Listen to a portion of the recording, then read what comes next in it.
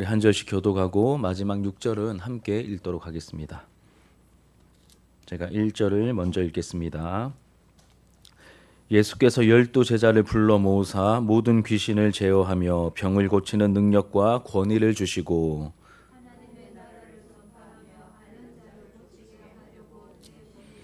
이르시되 여행을 위하여 아무것도 가지지 말라. 지팡이나 배낭이나 양식이나 돈이나 두벌 옷을 가지지 말며 누구든지 너희를 영접하지 아니하거든 그 성에서 떠날 때에 너희 발에서 먼지를 떨어버려 그들에게 증거를 삼으라 하시니 제자들이 나가 각 마을에 두루 다니며 곳곳에 복음을 전하며 병을 고치더라. 아멘. 오늘 본문의 말씀으로 사명, 감당할 능력, 수행 방법이라는 제목으로 하나님의 말씀을 증거하도록 하겠습니다. 예수님께서 예수님을 믿는 모든 사람들에게 부여하신 명령이 있습니다. 성경에 여러 가지가 나오는데 예를 들면 기도하여라, 혹은 또 감사하여라, 서로 사랑하여라, 또 주라, 또 서로 이제 섬겨라, 이런 것들도 매우 중요한 명령이지만 이제 지상 명령이라고 불리는 가장 중요한 명령이 있습니다. 무엇일까요? 그 내용을 보면 우리가 잘 알고 있다시피 예루살렘과 온 유대와 사마리아와 땅끝까지 이르러 복음을 전하며 예수의 증인이 되라는 이 전도와 선교의 명령, 이 전도와 성경의 명령이 가장 높은 지상 명령이고 모든 사람들에게 부여하신 명령입니다. 우리가 지금껏 제법 오랜 시간 동안 살펴본 이 누가복음 8장은 예수님께서 이 12제자들과 함께 다니시면서 직접 천국 복음을 전파하시면서 시범을 이제 보여주신 실습 내용이라 할 수 있겠습니다. 예수님께서 12제자들과 함께 이제 두루 다니시면서 이제 어떻게 복음을 전하는 것인지, 어떻게 또 병을 고치고 또 귀신을 어떻게 쫓아내는 것인지 직접 보여주신 그러한 이제 시범을 보여주신 이제 실습의 과정이라고 우리가 할 수 있겠습니다. 8장 1절 한번 읽어볼까요? 8장 1절입니다. 자, 시작. 그 후에 예수께서 각 성과 마을에 두루 다니시며 하나님의 나라를 선포하시며 그 복음을 전하실새 12제자가 함께하였고, 예수께서 각 성과 마을에 두루 다니시면서 하나님 나라를 선포하시며 그리고 그 복음을 전하실새 누가 함께합니까? 12제자가 함께 이 일들을 진행했었습니다. 예수님께로 이제 많은 사람들이 모여들었는데 모여든 사람들에게 이제 비유를 가르치시죠. 그 비유가 씨 뿌리는 비유였습니다. 그리고 갈릴리 호수를 중심으로 이곳저곳을 이제 이동하시면서 다니셨죠. 말씀을 가르치시고 기적과 기사를 행하셨습니다.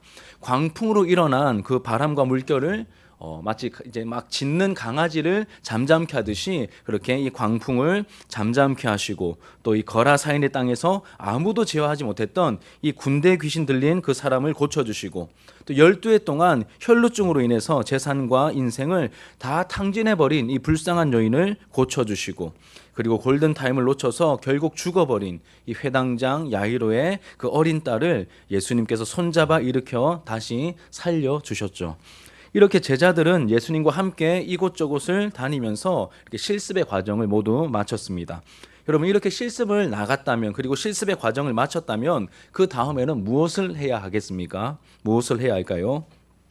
직접 일하기 위해서 현장에 나가야 되겠죠. 직접 일하기 위해서 현장으로 나가야 됩니다. 그래서 9장을 보시면 예수님께서 12제자에게 사명을 맡기시면서 직접 전도 여행을 보내시는 장면으로 이어집니다. 굉장히 이렇게 논리적으로 자연스럽죠. 우리 1절과 2절을 같이 한번 읽겠습니다. 1절과 2절 시작. 예수께서 12제자를 불러 모으사 모든 귀신을 제어하며 병을 고치는 능력과 권위를 주시고 하나님의 나라를 전파하며 앓는 자를 고치게 하려고 내보내시며. 아멘. 이렇듯 오늘 말씀은 예수님께서 12제자를 전도 여행 보내시는 그러한 장면으로 시작을 합니다. 이 일을 어떻게 해야 하는 것인지 8장에서 예수님께서 몸소 이제 보여주셨죠. 그리고 이제는 제자들을 내보내십니다. 이제 파송하시죠. 제자들을 파송하시면서 복음을 전하는 사명을 감당하기 위해 특별한 시간을 보내야 할 때 반드시 알아야 할 중요한 몇 가지 내용을 예수님께서 직접 가르쳐 주십니다. 그냥 막 내보내는 게 아니라 중요한 지침들을 잘 가르쳐서 알려주시죠. 그리고 이 전도자의 지침은 이 땅을 살아가면서 우리도 같은 사명을 가지고 있지 않습니까? 지상 명령을 그 제자들만 받은 게 아니라 우리에게도 부여된 그 명령이기 때문에 같은 사명을 감당해야 할 우리도 반드시 알아야 하고 갖추어야 할 지침이며 내용이기 때문에 지금부터는 이 전도자가 알고 갖추어야 할 지침이 무엇인지 하나씩 좀 살펴보려고 합니다. 지금 우리가 이제 새 생명 축제를 이번 주에 앞두고 있죠. 그렇죠? 이제 며칠 남지 않았지만 마지막까지 좀 우리를 준비시켜 주시는 하나님의 그런 다루심으로 우리가 인정하면서 이 말씀에 귀를 기울였으면 좋겠습니다. 첫 번째로는 예수님께서 성도인 우리 모두에게 맡기신 사명이 있다는 것을 우리가 기억해야 합니다. 이것이 첫 번째 내용입니다. 예수님께서 성도인 우리 모두에게 맡기신 사명이 있다는 것을 우리가 반드시 기억해야 하는 것이죠. 우리 다시 2절 말씀을 같이 한번 볼게요. 2절입니다. 시작. 하나님 나라를 전파하며 앓는 자를 고치게 하려고 내보내시며. 아멘. 그럼 예수님께서는 수많은 무리들 가운데서 특별히 몇 명의 제자를 택하십니까? 12제자를 택하시죠. 직속 제자로 삼으십니다. 그리고 그들과 함께 지내시고 직접 데리고 다니시면서 많은 것을 경험케 하시죠. 말씀을 가르치시고 현장을 경험하게 하시면서 제자 훈련을 지금까지 시켜 오셨습니다. 이제 5장부터 8장까지의 내용이 그 내용인데 이제 5장부터 8장까지의 내용이 그런데 이제 8장이 더 두드러지게 그런 모습이 나타납니다. 그런데 여러분 훈련만 시키고 끝이 아니죠. 그럼 훈련만 시키는 것이 아니라 훈련한 다음에 그 제자들에게 할 일을 부여하십니다. 이제 현장으로 보내셔서 이제 할 일을 부여하시면서 보내시죠. 하나님 나라 즉 천국 복음을 전파하라고 내보내십니다. 그럼 이렇듯 스승이나 혹은 뭐 주인이나 왕이 주는 그 명령이나 부탁을 우리가 뭐라고 부릅니까? 그러니까 이미 제가 많이 사용했습니다. 설교 중에 뭐라고 하냐면 사명이라고 하죠. 사명이라고 합니다. 예수님께서 제자들에게 뭘 주셨습니까? 해야 할 일. 이 사명을 주셨듯이 오늘날 예수님의 제자라고 고백하고 예수를 따르고 있는 우리들에게도 뭘 주셨습니까? 동일하게 우리에게도 사명을 주셨죠. 그리고 이 사명은 바로 하나님 나라를 전파하는 즉 복음을 전파하는 그 사명을 말하는 것입니다. 사랑하는 여러분, 바라기는 만왕의 왕이신 주님께서 나에게 맡기신 그 사명이 무엇인지 알고 그 사명을 감당하는 인생이 되기를 주님의 이름으로 축복합니다. 이 사명이 뭔 줄 알고 여러분 사명을 가지고 살아가는 것과 사명도 없는 채 그냥 살아가는 것은 당연히 다를 수밖에 없겠죠. 그래서 예수님께서 나에게 주신 사명이 무엇인지 알게 되는 은혜가 있기를 축복합니다. 여러분 그리고 예수 믿는 사람들도 크게 두 가지 유형으로 나누어집니다. 먼저는 뭐냐면 문제 해결형 그리스도인들이 있습니다. 문제 해결형 그리스도인. 신앙생활하는 그 모든 과정과 모습이 자신의 문제 해결 중심입니다. 가만히 보면 문제 해결 중심이죠. 근데 대부분의 성도들이 대부분의 크리스천들이 이런 문제 해결형 신앙생활을 하고 있습니다. 학생 때는 뭘 목표로 이렇게 신앙생활 할까요? 좋은 대학 가는 것. 그래서 기도도 주로 좋은 대학 가게 해주세요. 이게 주로 메인되는 기도 제목입니다. 또 대학을 이렇게 입학해서 졸업 시즌이 되면 뭘 가지고 기도할까요? 좋은 직장 가지게 해주세요. 이게 이제 기도 제목입니다. 그러면 취업을 합니다. 취업한 다음에 뭘 위해서 기도할까요? 좋은 짝 만나서 결혼하게 해주세요. 너무 일상적이고 너무 당연한 기도 제목이지만 이것만 있다면 여러분 하나님 나라 관점에서 도움이 됩니까? 안 됩니까? 기도 안 하는 것보다는 훨씬 낫지만 여러분 하나님 나라 관점에서는 크게 유익이 없다는 것이죠. 이런 사람을 문제 해결형 그리스도인이라고 우리가 할 수 있겠습니다. 결혼하면 또 자녀 문제 위해서 기도하고 기도할 필요가 없다는 게 아닙니다. 이제 이렇게 문제 해결만 위해서 기도하고 그런 과정만 거치면서 신앙생활을 하는 그런 안타까운 모습을 말하는 겁니다. 이에 반해서 또 어떤 경우가 있냐면 사명 감당형 그리스도인들이 있습니다. 사명 감당형 그리스도인. 그들은 내가 만난 문제를 해결하는 것보다 뭘 더 중요시 여길까요? 하나님께서 나에게 맡기신 사명을 감당하는 것을 더 중요하게 여기면서 예수님 말씀 그대로 실천하는 겁니다. 먼저 그 나라와 의를 구하라. 그리하면 이 모든 것을 너희에게 더하시리라. 그 말씀 한마디 붙들고 사명 감당하는 삶을 살아가는 겁니다. 나가라 하시면 나가고 지키라 하시면 지키고 하나님께서 나에게 맡기신 그 사명을 감당하는 그 삶을 살아간다는 것이죠. 그런데 희한하게 자기 자신을 챙기는 문제 해결형 뭐 삶이 이렇게 좀 보면 윤택해 보입니다. 그런데 사명 감당만 하다가 뭐 좀 안 좋아지는 거 아니야? 그렇지 않죠. 그렇지 않습니다. 희한하게도 문제 해결형 인생들보다, 그런 크리스천들보다 결코 삶이 핍절하지 않습니다. 물론 경제적으로 여유가 있다 이런 뜻은 아닙니다. 경제적으로 좀 궁핍하다 할지라도 마음이 어마어마하게 넉넉합니다. 그래서 누가 정말 잘 사는 사람인지 표가 안 나요. 왜냐하면 섬김에 필요한 돈들을 훨씬 더 막 쾌척하고 투척하고 하시니까 누가 정말 부유한 사람인지 표가 안 납니다. 그 하나님 나라 관점에서 훨씬 더 이렇게 유익이 있는 그러한 모습들. 가만히 그런 사람들 보면 주변에 사람도 많아요. 여유가 있고 매력적인 삶을 살아가게 되죠. 왜 그런 걸까요? 약속하셨거든요. 먼저 그 나라와 의를 구하라. 그리하면 이 모든 것을 너희에게 더하시리라. 무슨 말입니까? 내가 책임질게 이 뜻이지 않습니까? 주님께서 나를 책임져 주시는 그 삶을 살아가게 된다는 것입니다. 원리가 아니라 내 삶에 직접 작동하는 그 하나님의 역사심 가운데 살아가게 된다는 것입니다. 그리고 이 사명 감당형 그리스도인들은 삶의 향기가 다르죠. 그리고 이제 발걸음이 가볍지 않습니다. 그 발걸음 하나 자치마다 무게감이 다르죠. 족적이 남는 거예요. 은혜의 족적이 남습니다. 그 교회 안에서 섬겼던 10년 뒤, 20년 뒤 지나서 딱 돌이켜보면 그분이 걸어온 족적은 다른 거예요. 자신을 위해서 시간과 돈을 사용하려고 할 때 굉장히 아까워합니다. 자신을 위해서 사용할 때는 너무 아까운데 이렇게 하나님께서 원하시는 일에 또 섬기는 일에 사용하려 할 때는 저분이 저런 분이 맞나 싶을 정도로 저 돈이 어디서 났나 싶을 정도로 그렇게 감이 잘 안 잡히시면 연예인들 중에서도 좋은 모델들이 있습니다. 예를 들면 차인표, 신혜라 부부나 아니면 정혜영 부부. 정혜영 부부 같은 경우는 CF도 많이 찍었거든요. 돈도 어마어마하게 많이 벌었어야 정상인데 아직도 전세 산다는, 전세에서 또 월세로 옮겼다 그랬나 제가 최근 소식이 정확하게 정보를 확인 안 해서 모르겠지만 자가 소유 집도 없습니다. 아직. 그렇게 돈을 많이 벌었는데도 왜 그럴까요? 다 기부해 버리거든요. 하나님 나라를 위해서. 왕이신 예수님께서 우리에게 맡기신 사명이 있다는 것을 우리가 기억해야 합니다. 그리고 그 사명이 우리를 새롭게 하고 강하게 만들 것입니다. 사명을 기억함이 모든 성도들에게 여러분 능력이 될 것입니다. 사명이 있으니 여러분 힘든 일이 있어도 어려운 일이 생겨도 이 사명이 있기 때문에, 주님 나에게 맡기신 사명이 있기 때문에 그 발걸음을 이어갈 수 있는 것이죠. 저를 한번 따라해 주시겠습니까? 나는 사명을 가진 자입니다.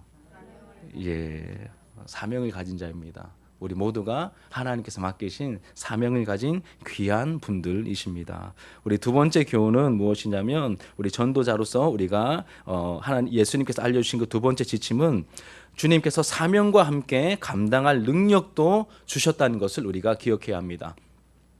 사명과 함께, 사명만 달랑 부여한 게 아니라 사명 감당할 능력도 신실하신 주님께서 우리에게 주셨습니다. 우리 1절을 다시 한번 읽어볼게요. 1절 시작.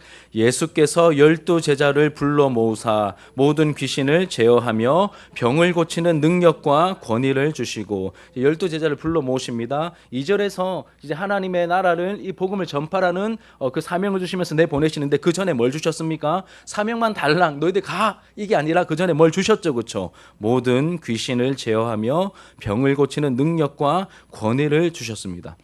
여러분 상식적으로 생각해 볼 때 우리도 자녀들에게 심부름을 시킬 때, 혹은 제가 청청부 교역자로서 우리 있는 솔민이나 아니면 예원이에게 뭔가를 이렇게 부탁할 때 여러분 어떻게 부탁을 하겠습니까? 뭘 부탁하겠습니까? 심부름거리를 감당할 수 있는 내용으로 이렇게 일을 맡기지 않겠습니까? 또 우리가 자녀들에게 뭔가 심부름 시킬 때 제가 뒤에서 이렇게 방송하고 있는 우리 서준이에게, 서준아, 아빠가 돈이 좀 필요한데 은행 가서 500만 원만 빌려와, 이런 심부름을 제가 서준이에게 시키겠습니까? 아빠인데 안 시키죠, 그렇죠? 그러면 그 신실하신 하나님께서, 신실하신 아버지께서 그런 이제 뭔가 우리에게 사명을 부여하실 때 이제 우리가 감당치 못할 말도 안 되는 사명을 감당하라고 그렇게 밀어붙이지 않으신다는 것이죠. 뿐만 아니라 그리고 우리가 감당할 수 있는 그 내용임에도 이면서 또 거기에 필요한 무언가를 또 충분히 이제 공급해 주시는 하나님이심을 우리가 이미 잘 알고 있죠. 12 제자를 불러서 전도의 사명을 주시면서 이제 내보내십니다. 이때 그냥 보내지 않으십니다. 뭘 주십니까? 모든 귀신을 제어하며 병을 고치는 능력과 권위를 주셨습니다. 다시 말씀드립니다. 모든 귀신을 제어하며 병을 고치는 능력과 권위를 주실 거다가 아니라 주셨습니다, 여러분. 주셨습니다. 그렇죠? 여러분 여기서 능력은 이미 여러분 설교에서 많이 들으셨습니다. 저도 이미 여러 번 얘기했고 디나미스, 영어로 다이나마이트의 그 원어가 되는 그 디나미스라는 단어입니다. 폭발적인 힘을 말합니다. 폭발적인 힘. 그리고 권위는 뭐냐면 이 엑수시아라고 하는 단어인데 엑수시아. 영어로 authority라고 하는 단어죠. 이 엑수시아라는 단어는 이런 뜻입니다. 이게 타인이 있을 때 내가 뭔가를 명령합니다. 그때 그 뜻과 명령에 반드시 복종해야만 되는 절대 권력, 이게 바로 엑수시아입니다. 내가 만약에 앞에 있는 누군가에게 이렇게 뭔가를 지시하는데 그냥 뭐 해도 되고 안 해도 그만이고 뭐 이런 게 아니라 반드시 해야 되는 어떤 그러한 상황, 이것이 바로 이제 절대 권력, 이것이 바로 엑수시아입니다. 이걸 주신 거예요. 이런 폭발적인 힘과 복종할 수밖에 없는 그 권위를 이 제자들에게 예수님께서 직접 부여해 주신 겁니다. 그리고 나서 보내신 겁니다. 전도하라고 보내신 것이죠. 그렇게 보내신 것입니다. 여러분 우리도 마찬가지입니다. 사명을 모두에게 주셨다면 당연히 여러분 사명을 모두에게 주셨다면 이러한 능력과 권위는 목회자들만 받는 걸까요?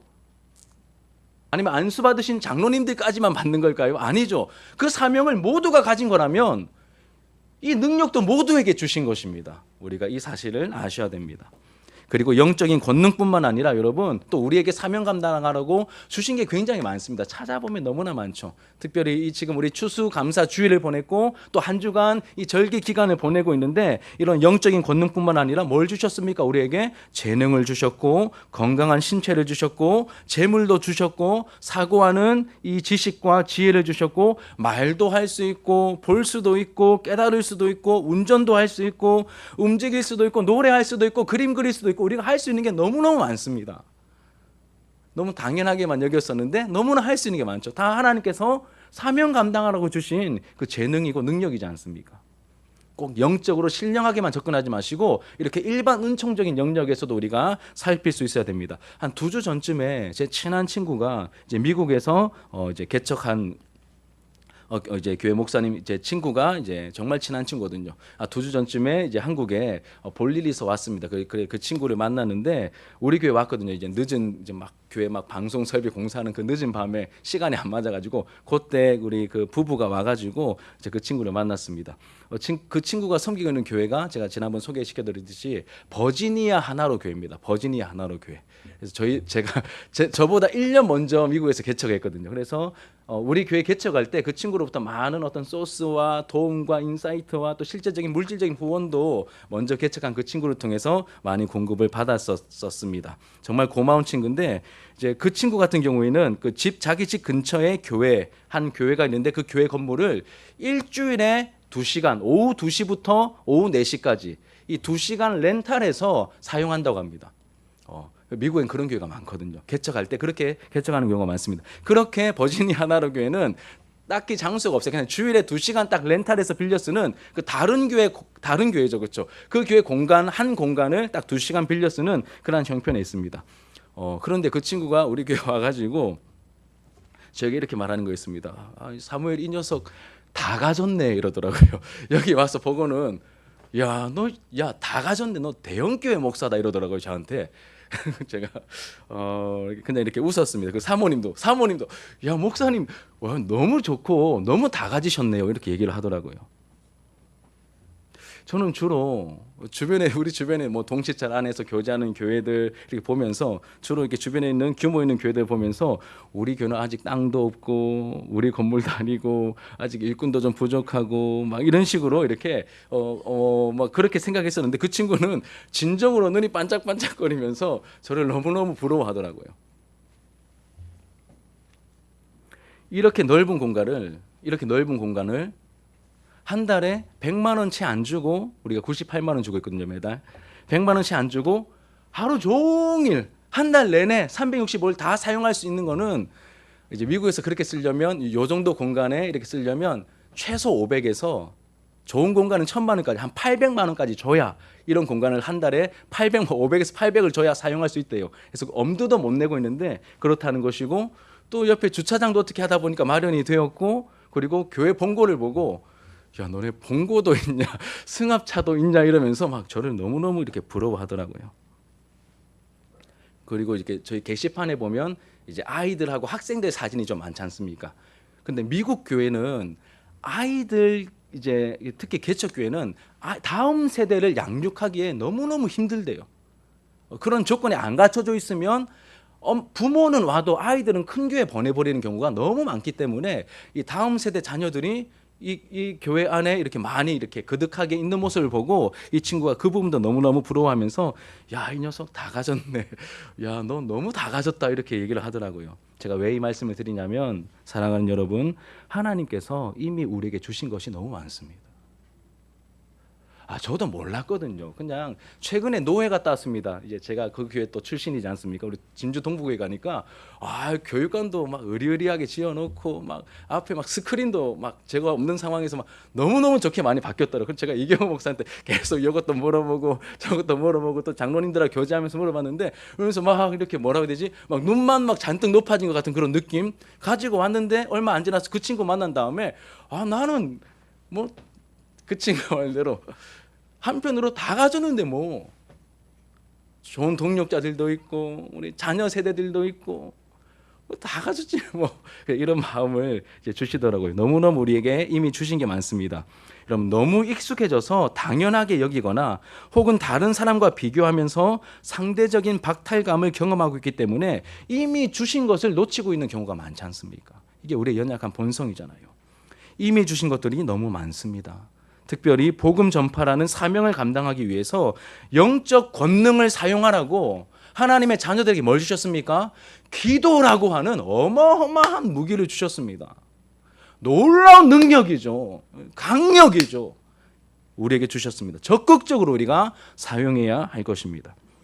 실제적인, 여러분, 이렇게 뭐 또 이제 우리 일반 은총적인 영역에서 우리의 형편을 또 생각해 볼 때, 우리나라를 한번 보십시오. 천연 자원 제대로 뭐 하나 나지 않는 이런 척박한 땅덩어리도 작고, 우리 식민 통치와 전쟁의 상흔을 겪은 지 채 100년이 되지 않는 70년 뭐 그런 나라가 이 경제적으로, 군사적으로, 지금은 문화적으로 강국이 되어버린 그런 이유가 어디 있겠습니까, 여러분? 누가 주신 은혜일까요? 우리 실력입니까? 여러분, 아닙니다. 하나님이 주신 은혜입니다. 뭐 하라고 주신 은혜일까요? 이 마지막 때에 복음 전파라는 사명 감당하라고 우리에게 주신 그런 은혜이지 않습니까? 제가 여러 번 강조하듯이 은혜를 실력으로 착각하시면 안 됩니다. 은혜를 실력으로 착각하시면 안 되는 것이죠. 먼저는 나에게 이미 주신 은혜와 능력이 무엇인지 깨닫고 발견하는 은혜를 누리게 되기를 축복합니다. 뿐만 아니라 분에 넘치는 무언가를 주실 때 이걸 주신 분이 누구이며 그리고 주신 이유가 무엇인지 우리가 분명하게 알고 행동할 수 있게 되기를 바랍니다. 그리고 무엇보다 가장 강력한 영적인 무기인 이 기도에 능한 우리 교회가 더욱더 되어가기를 주님의 이름으로 부탁하며 축복합니다. 여러분, 우리 이렇게 영혼 섬기는 이 시즌을 보내면서 같이 릴레이 기도하고 금식하기도 하고 하면서 여러분, 기도가 좀 강해지십니까? 이거 같이 누리셔야 됩니다. 기도가 강해짐을, 기도가 풍성해짐을, 기도에 이렇게 뭔가 이전에 없던 뭔가 이렇게 힘이 붙음을, 이 기도의 능력을 함께 또 더욱더 풍성하게 맛보게 되길 축복합니다. 마지막 세 번째로 전도자에게 주시는 세 번째 지침은 주님께서 사명을 감당할 때 따라야 할 행동 지침도 함께 주셨다는 사실이죠. 행동 지침도 함께 주셨습니다. 우리 3절부터 5절까지 말씀을 천천히 같이 한번 읽겠습니다. 시작. 이르시되 여행을 위하여 아무것도 가지지 말라. 지팡이나 배낭이나 양식이나 돈이나 두벌 옷을 가지지 말며 어느 집에 들어가든지 거기서 머물다가 거기서 떠나라. 누구든지 너희를 영접하지 아니하거든 그 성에서 떠날 때에 너희 발에서 먼지를 떨어버려 그들에게 증거를 삼으라 하시니. 아멘. 그럼 단지 그냥 아무것도 가지지 말고 무소유로 지내라 이런 명령이 아니죠. 그런 명령이 아닙니다. 그런 말씀이 아닙니다. 누가복음에는 물론 아무것도 가지지 말라는 것에 강조점이 있긴 합니다. 마태복음이나 마가복음에서는 이 병행분분에서 지팡이는 가져도 된다고 했는데 이 누가복음에서는 지팡이까지도 가지지 말라고 말합니다.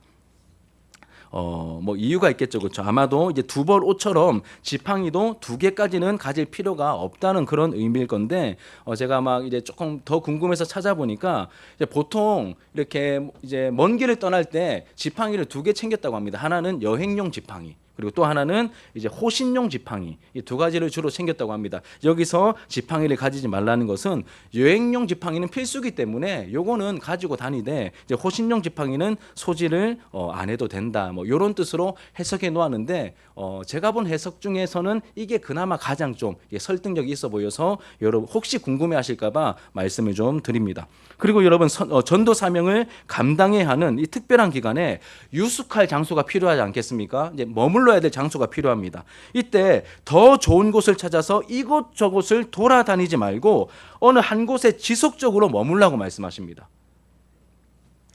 여기 표현 보시면 여러분 거기서 머물다가 거기서 떠나라고 하십니다. 그럼 거기서 머물다가 거기서 떠나라. 그러면 장소가 몇 곳입니까? 한 곳이죠.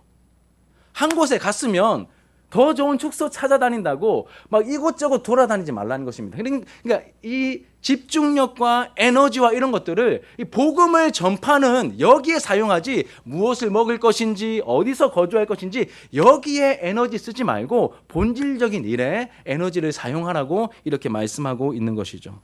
그리고 너희를 예수님께로부터 보냄받은 자로서 영접하지 않을 경우에는 그 성에서 떠날 때 어떻게 하라고 하시죠? 발에서 먼지를 떨어버리라고 또 그렇게 말씀하십니다.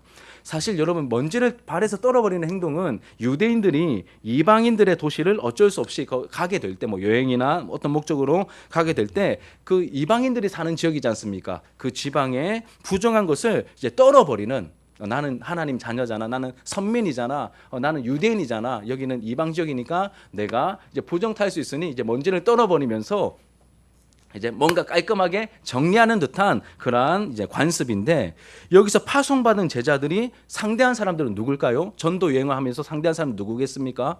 아직은 선교 여행을 나가려면 우리가 지금 다루고 있는 것처럼 사도행전 저 후반부 가야 나오니까 이때 상대한 사람들은 유대인들이겠죠. 동족 유대인들입니다. 제자들이 상대한 사람들이 유대인이기는 하지만 복음을 전하고 있고 복음을 가진 제자들을 영접하지 않을 때 하나님의 선택과 상관없는 이방인처럼 여겨도 된다, 이런 의미를 가지고 있는 것이죠. 왜냐하면 신약 시대에는 혈통이 아니라, 아브라함의 혈통이 아니라 믿음의 여부로 하나님의 백성이 결정되기 때문입니다. 여러분, 그러니 혈통상 유대인이 영적 이방인이 될 수 있다는 의미이기도 한 것이죠. 그리고 이 말씀, 이 3절부터 5절까지 전체 말씀을 통하여 깨닫게 되는 영적인 원리는 다른 것이 아니라 바로 이것입니다. 하나님께서 주신 사명을 감당할 때 처음부터 끝까지 철저하게 하나님의 방법을 따르고 하나님만 의지해야 함을 우리에게 가르쳐 주시는 것입니다.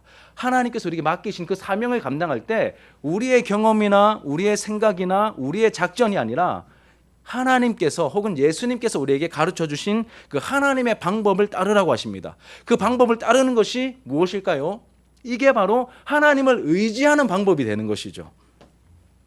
그렇게 우리에게 가르쳐 주십니다. 사명 감당할 때 내 생각, 내 경험, 내 통밥으로 진행하지 말라고 하십니다. 주님의 방법을 따라야 한다고 말씀하시죠. 그래야 여러분 뒤탈이 없습니다. 영적인 뒤탈이 없습니다. 그리고 말썽이 없습니다. 시험에 들지 않고 또 적들이 틈타지 못합니다. 여러분, 선교를 갔다 오거나 뭐 이 영혼 구원의 잔치를 하거나 우리가 우리의 계산으로 우리의 방법으로 일하고 난 다음에 얼마나 많은 어떤 불미스러운 일들이 그 행사를 마친 이후에 많이 일어납니까? 왜 그럴까요? 주님의 방법을 따르지 않기 때문입니다. 하지만 우리가 기도하면서 말씀의 인도하심을 따라 주님의 방법을 정직하게 따라갈 때 잠잠해집니다. 깨끗합니다. 깔끔해집니다. 말썽이 일어날 리가 없습니다. 그리고 오히려 하나님의 그 보이지 않는 하나님의 밀어주심이 잔잔하게 은근하게 힘있게 나타나는 것을 우리가 보게 되는 것이죠. 이런 속담 아시죠? 뭐로 가도 서울만 가면 된다. 이런 속담처럼 여러분, 동기와 과정을 무시하고 그냥 결과만 좋으면 된다는 식으로 하나님의 일을 해서는 안 됩니다. 해서는 안 됩니다. 하나님의 방법을 우리가 따라야 하는 것이죠. 말씀이 가르쳐 주시는 방법을 따라야 합니다. 그래야 하나님께서 우리를 통하여 마음껏 더욱더 일하실 수 있는 것이고 하나님께서 책임지시고 또 도우실 수 있는 것입니다. 성경 말씀이 가르쳐 주시는 대로 하나님의 일을 할 때 여러분 우리가 막 승부욕으로 우리의 욕심으로 이 일을 진행하려고 하시면 안 됩니다. 이 사람이 2명 전도했다고? 그럼 나는 5명 해야지. 이렇게 여러분 경쟁과 승부욕으로 하시면 안 돼요. 영혼을 사랑하는 마음으로 하셔야 됩니다. 열매가 지금 이 순간에 없으실 수도 있습니다. 다 하나님 앞에서 일이 이루어지고 있습니다. 그러니까 여러분 막 누가 나는 못 데리고 어떻게 하지 이런 식의 걱정은 안 하셔도 됩니다. 하나님께서 역사하시고 또 우리 교회가 아닌 다른 교회 가실 수도 있는 거예요. 그 부분에 너무 막 마음조리하지 마시고 우리 교회 오시면 오시는 대로 감사한 것이고 우리가 최선을 다해서 하나님의 방법을 따라 섬기며 나아갈 때 하나님께서 우리에게 베풀어 주시는 보게 하시는 열매가 있겠죠. 그러면 교회가 막 폭발적으로 성장하지 않아도 됩니다, 여러분. 작은 은혜 가운데 안정적으로 건강하게 자라게 하실 것입니다. 이제 말씀을 마치겠습니다. 여러분 오늘 제목이 무엇입니까? 사명 감당할 능력 수행 방법입니다. 사명 감당할 능력 수행 방법. 이 첫 번째로 하나님께서 우리에게 주신 사명이 있다는 것을 여러분 우리가 놓쳐서는 안 됩니다. 항상 기억하셔야 됩니다. 복음을 전하는 것이죠. 그리고 문제 해결형이 아니라 사명 감당형의 그러한 신앙생활을 해나갈 수 있도록 하나님의 도우심을 구하시고 또 그렇게 살아가는 저와 여러분들이 되기를 축복합니다. 그러면 기도가 달라질 겁니다. 기도가 달라집니다. 삶의 깊이와 의미와 또 사는 이유가 달라지게 될 것입니다. 두 번째로는 하나님께서는 사명과 함께 뭘 주십니까? 감당할 능력도 주십니다. 처음엔 사명, 두 번째는 감당할 능력입니다. 감당할 능력을 주십니다. 두려워하는 마음을 우리에게 주시지 않으셨습니다. 우리에게 사랑과 능력과 절제를 주셨죠. 절제하는 능력을 주셨죠. 한마디로 합치면 사명 감당할 능력입니다. 오늘 말씀의 표현을 따르면 복음을 전파할 때 귀신을 제어하고 병을 고치는 능력을 우리에게도 함께 주셨습니다. 이미 주신 것이 많습니다. 여러분 권능의 원천인 이 예수의 영이신 성령님이 저와 여러분과 늘 함께하고 계십니다. 그래서 191장을 보는 겁니다. 내가 매일 기쁘게 순례의 길 행함은 주의 영이 나와 함께 하시고 우리를 안보하시기 때문에 우리가 그 사명의 길을 걸어갈 수 있는 것이죠. 마지막 세 번째로는 사명을 감당해야 될 때 주님의 방법, 주님의 방식을 따라야 합니다. 철저하게 주님을 의지하는 그 방식을 따라야 하는 것이죠.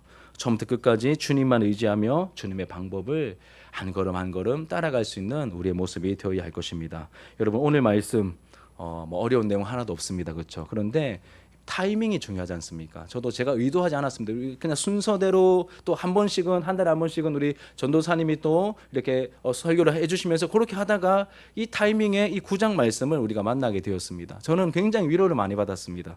새 생명 축제를 앞둔 우리를 오늘 말씀을 통해 마지막까지 준비시켜 주시는 그 하나님의 세밀하신 인도하심과 챙겨주심으로 다가와서 하나님께서 정말 이 일을 통하여 뭔가를 하시려나 보다. 우리를 마지막까지 이 말씀을 통하여 이렇게 챙겨주시고 우리를 격려해 주시니 참 너무나 하나님의 인도하심이 감사하다.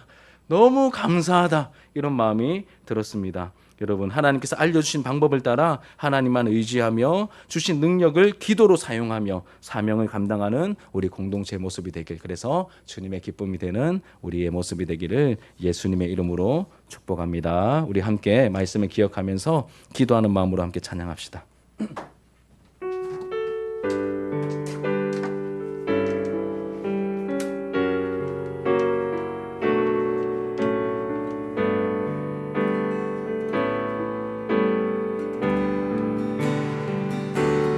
오직 주의 사랑에 매여 내 영 기뻐 노래합니다. 이 소망의 언덕 기쁨의 땅에서 주께 사랑 드립니다. 오직 주의 임재 안에 갇혀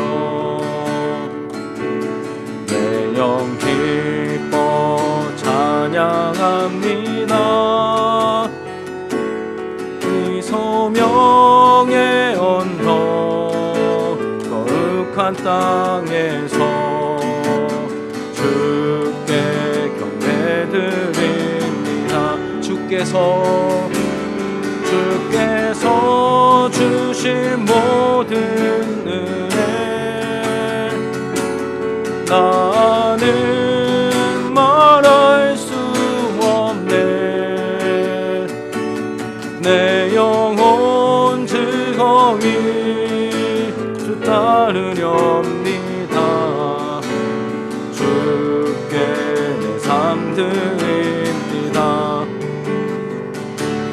오직 주의 사랑에 매여 내 영 기뻐 노래합니다. 이 소망의 언덕 기쁨의 땅에서 주께 사랑 드립니다. 오직 주의 임재 안에 갇혀 내 영 기뻐 찬양합니다. 이 소명의 언덕 거룩한 땅에서 주께 경배드립니다. 주께서 주신 모든 은혜 나는 말할 수 없네. 내 영혼 즐거이 주 따르렵니다. 주께 내 삶 드리 주께서 주신 모든 은혜 주께서 주신 모든 은혜 나는 말할 수 없네. 내 영혼 즐거이 주 따르렵니다. 주께 내 삶 드립니다. 주님 내가 여기 있사오니 나를 보내소서. 나를 보내소서.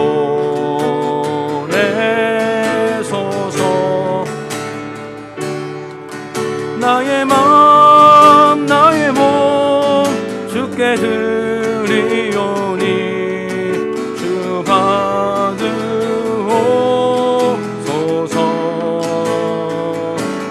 주님 내가 여기 있사오니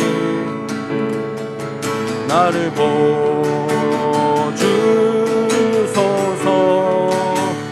가진 것 모두 다 주께 드리오니 주 받으옵소서.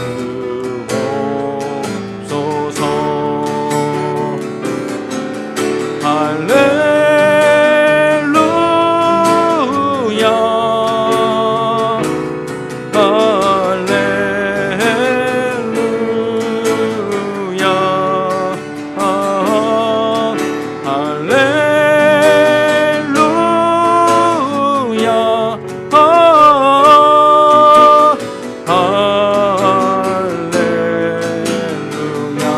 주님 내가 여기 있사오니 주님 내가 여기 있사 나를 보내소서. 나를 보내소서. 나의 마음 나의 몸 주께 드리오니 주 받으옵소서. 아멘.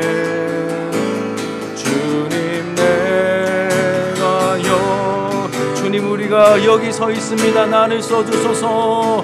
나를 써주소서. 가진 것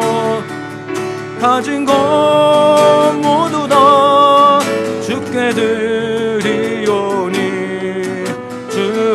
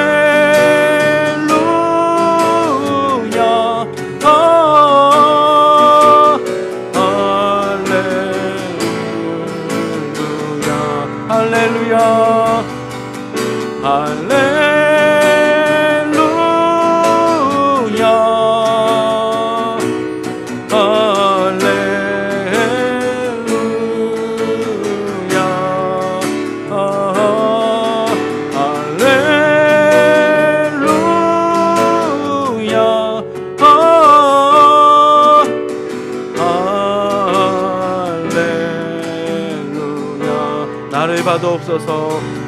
나를 받으옵소서. 나를 받으소서. 나를 받으옵소서.